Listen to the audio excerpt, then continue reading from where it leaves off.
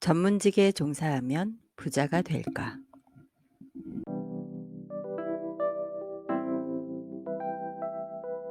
돈을 잘 번다고 알려진 전문 직업들에는 무엇이 있을까? 은행에서 신용으로 기꺼이 돈을 빌려주고자 하는 직업들이 아닐까? 2002년 현재 국민은행은 감정평가사, 변호사, 변리사, 법무사, 행정사, 행정서사, 공인노무사, 손해사정인, 공인회계사, 세무사, 관세사, 기술사, 건축사, 도선사, 의사, 치과의사, 한의사 등 16개 업종의 자격증 소지자들에게 경력에 따라 최고 5천만 원까지 대출해준다. 우리은행은 변호사, 세무사, 법무사, 공인회계사, 세무사, 의사, 약사 등에게 최고 1억 원까지 신용으로 대출해주며 개업의사에게는 최고 2억 원까지 신용으로 대출해준다. 외환은행은 의사, 변호사, 회계사, 법무사 등에게 최고 1억 원까지 신용 대출해준다. 이러한 전문직들이 대체적으로 다른 직업들보다 경제적으로 더 우월한 가치와 지위를 갖고 있는 것은 사실이다. 그러나 딱 잘라 말해서 그런 직업을 가진 사람들이 다른 직업을 가진 사람들보다 경제적으로 넉넉한 수입을 얻을 가능성이 높은 것은 사실이지만 그들 모두가 부자가 될 수 있는 것은 아니며 큰 부자가 나오기도 쉬운 것은 아니다. 왜 그럴까? 그 어떤 유망한 전문직이라도 동일한 자격증이나 면허를 보유한 사람들은 갈수록 늘어난다. 그 결과 경쟁이 치열해지고 그 자격증에 대한 사회의 대가는 갈수록 적어지게 된다. WTO 체제하에 놓인 개방사회에서는 그 어떤 유망 직종이라도 경쟁 때문에 몸값은 점점 더 하락하게 된다. 공부를 많이 한 전문직 종사자들에게 공통적으로 하고 싶은 말이 있다.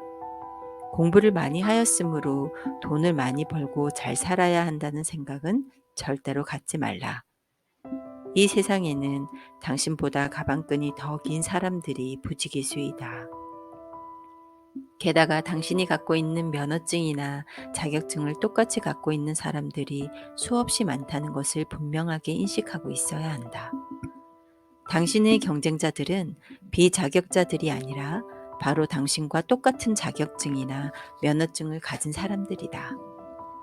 전문직 종사자들의 여러 협회는 자신들의 기득권을 보호하고자 어떻게 해서든지 진입장벽을 높게 만들려고 노력하는 경향이 있다. 과잉 공급 어쩌고 저쩌고, 서비스의 질 향상 어쩌고 저쩌고 그럴듯한 명분을 내세우면서 자격시험 합격자 수를 제한하려는 것이 그 대표적 사례이다. 그러나 그들에게 돈을 지불하는 소비자들은 그러한 기득권 보호를 어떻게 해서든지 국민의 이름으로 철폐시키려고 한다는 것을 명심하여라. 그렇다면 전문직 종사자들은 어떻게 하여야 경제적 자유를 얻을 수 있는가? 먼저 약점을 스스로 알아야 한다. 전문직 종사자들에게 공통적으로 나타나는 현상이 있다. 첫째는 자부심이다. 자기를 대단한 전문가로 생각한다.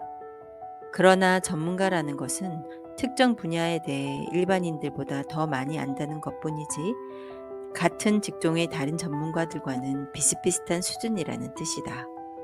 그러므로 고객이 볼 때는 그놈이 그놈일 수도 있다. 둘째, 직원들에 대한 대우가 일반적으로 형편없다. 자기의 면허증으로 직원을 먹여 살린다는 생각이 강하기 때문에 직원들의 교육이나 고객 서비스에 대하여 무심하다. 그리고 그 직원들 때문에 고객이 떨어져 나가기도 한다는 것을 잘 모른다. 셋째, 다른 분야에 대해서는 정말 잘 모른다. 마케팅이나 경영, 고객 만족, 재테크 등에 관하여 잘 모르는 것을 은근히 자랑으로 생각하는 풍조도 있다. 부동산에 대해서도 잘 모르기 때문에 건물을 사면 대부분 바가지를 쓴다.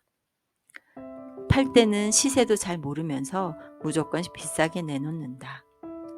반면에 자기 수입이 적으면 그저 세상 탓만 하고 제도가 잘못되었다고 믿는다. 넷째, 자기가 관련된 분야에서 새로운 지식을 흡수하는 속도가 뜻밖에도 느리다. 그저 자기가 공부하였을 때의 교과서에 담긴 지식만을 꽉 껴안고 사는 경향이 강하다. 전문직에 종사하게 된 이후부터는 더 이상 다른 공부를 하지 않는 사람들도 많다. 그러다 보니 실력들이 고만고만하게 된다. 어느 전문직이건 간에 언제나 이긴 자가 전부 가지는 사회이다. 승자 독점 시장이라는 말이다. 예컨대 바쁜 의사는 숨을 돌릴 틈도 없이 환자들이 밀려들지만 그런 의사의 수는 얼마 안 된다. 나머지 사람들은 모두 들러리로 전락하게 된다. 변호사나 다른 전문직들 역시 마찬가지이다. 이러한 현상을 가장 잘 설명한 책이 있다. 미국 코넬대 경제학 교수인 로버트 프랭크와 듀크대 공공정책 교수인 필립 쿡이 공동 집필한 이긴 자가 전부 가지는 사회가 바로 그것이다. 이 책의 번역판이 CM 비즈니스라는 출판사에 의하여 한국에 소개된 것은 1996년이었지만 이 책을 소개한 신문은 내 기억으로는 오직 한겨레 신문뿐이었기에 잘 알려지지 않았다. 책이 좀 두껍고 학술적이고 이론적인 면도 다루다 보니 지루한 느낌을 주어 잘 팔리지 않는 바람에 결국 출판사는 그 책 한 권을 마지막으로 사라져 버렸다. 하지만 이 책은 전문 직업인들 뿐만 아니라 일반인들도 반드시 읽어야 할 좋은 책이다. 전문직 종사자가 그 집단에서 승자가 되어 부자가 되려면 관련된 다른 모든 분야들에 대해 관심을 가져야 한다. 예를 들어 토목기사 자격증이 있다고 안심하지 말라. 구조에 대해서도 알아야 하고 건축에 대해서도 알아야 하며 심지어 인테리어도 알아야 비록 사람들이 당신을 찾을 것이다. 이것은 변호사나 의사도 마찬가지이다. 다중 전공이 필요하다는 말이다. 아울러 수많은 면허증 소지자들 중에서 당신을 고를 수 있는 선택권은 고객에게 있음을 잊지 말라. 모든 고객에게 성심성의껏 최대한 잘하라. 예컨대 의사는 절대 반말을 하지 말라.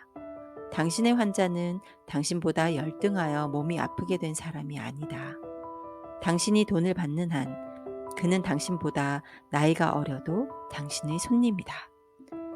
마지막으로 전문직 종사자들은 갑자기 떼돈을 벌 기회가 거의 없다.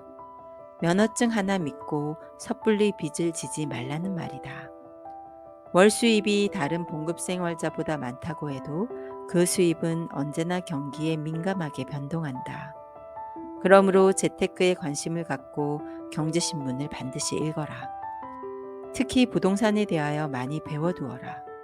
생명보험도 반드시 들어라. 당신이 갑자기 죽으면 당신 가족은 정말 살기 힘들어진다. 구멍가게는 가장이 죽어도 가족들이 가게를 꾸려갈 수 있다. 사족. 어느 소아과 의사가 양심을 속이지 않고 돈을 더 벌 수 있는 법을 물은 적이 있다. 당연히 환자가 몰려들면 된다. 그렇다면 아줌마들에게 인기 있는 의사 선생님이 되려면 어떻게 해야 할까? 소아과 환자가 오면 그 보호자에게 남편의 직업이나 가족 관계 같은 개인적인 사항들을 물어본다. 애들에게도 이것저것 물어보아라. 그리고 진료 기록에 자기만 알아볼 수 있는 문체나 영어로 그 내용을 기록하여 두어라. 그리고 그 환자가 다시 오면 그 내용을 보고 남편이 이러저러한 일을 하신다고 하셨지요. 요즘은 어떠세요? 둘째 아이는 요즘 어떻습니까? 라고 물어보아라. 말을 많이 하면서 관심을 적극적으로 보이라는 말이다. 그렇게 1년만 해보아라. 수입이 증가한다. 물론 인근의 다른 소아과 의사는 임대료와 인건비를 걱정하게 되겠지만 모든 의사들이 이 글을 본다면 그래서 또다시 경쟁에서 이길 수 있는 길을 찾게 된다면 그때 가서 다시 내게 물어보아라. 그때가 되면 상담비 명목으로 거액을 내야 하는데 돈으로 달라는 게 아니고 세이노가 지정하는 병원에서 무료 진료 며칠 이런 식으로 해달라고 할 것이다.